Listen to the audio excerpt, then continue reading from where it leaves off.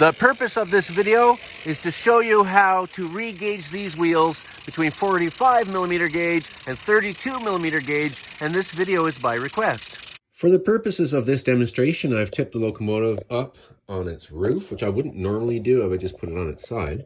And I've loosened off some wheels here. So the request was, how do you adjust the wheels? And I think this is probably a request based on, I'm interested in this kind of engine, but how do you do it? Once you get the engine, though, it's dead simple. The engine comes with an Allen key, so you can do this. Now, this engine did not come with a wheel gauge. However, the operating instructions that came with the Brunel have this diagram, and you measure the backs of the wheels. And this is how you do it. This wheel gauge came with my Regner Lumberjack. This is what I'll use right now. However, the good news is if you're buying a Brunel now, it will come with a gauge. My good friend Dave in Scotland recently got his, and it did come with one. With the Allen key, you just loosen off the grub screws there.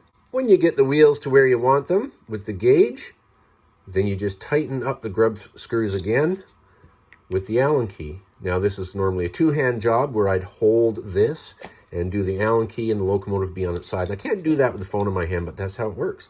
You can see right here, this is set for 32mm gauge. If I put that there, it's 32mm gauge, but that's 45mm gauge. See? So there's a difference.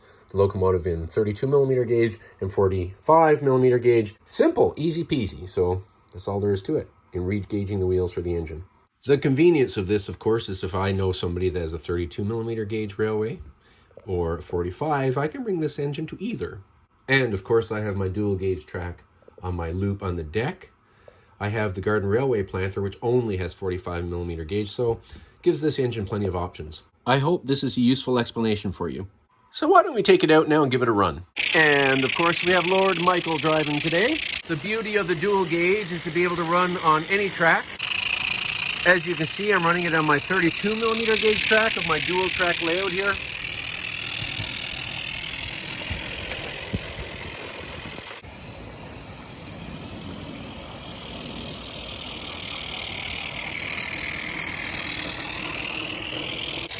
Here it's going up the 2% grade of my track. Of course, this engine is not radio controlled. And the deck has a 2% slope and the track layout follows that slope. But it's doing quite well. It's a good engine.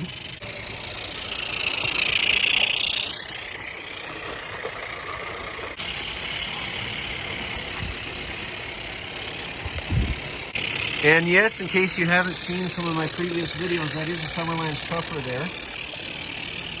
Chuffing away.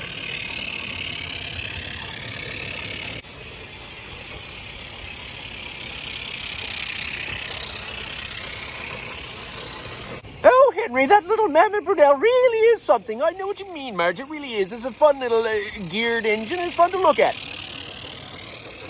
Of course, the Friar's got a good spot to watch here on the 2% grade because the engine slows down going up grade.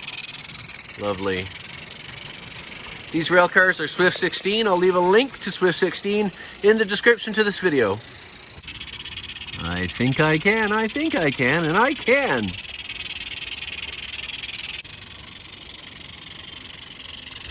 Just come up the grade.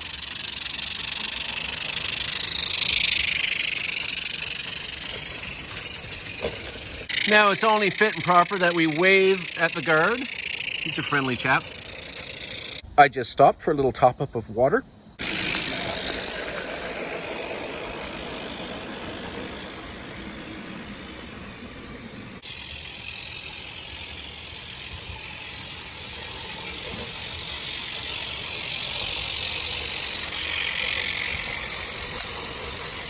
I'll leave a link on the end screen that will bring you to the video where I show you how I dual gauge this track.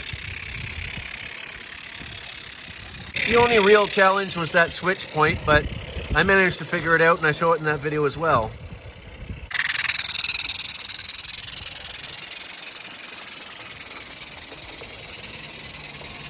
Now, what do you think of the train? Well, Saddle doesn't seem to care. She's going to go sit there like that. That's fine. Oh, doggy. And this is our neighbor's dog. We're dog sitting, so, you know, they don't care about the train quite so much. Well, I just got a 30-minute run out of 1 tank of gas. That's pretty good. The friar has a vow of silence, but he did write down on a piece of paper a message to pass on, and that said he hopes that everybody watching this video will subscribe, but most importantly to share this video so that we can help our hobby grow.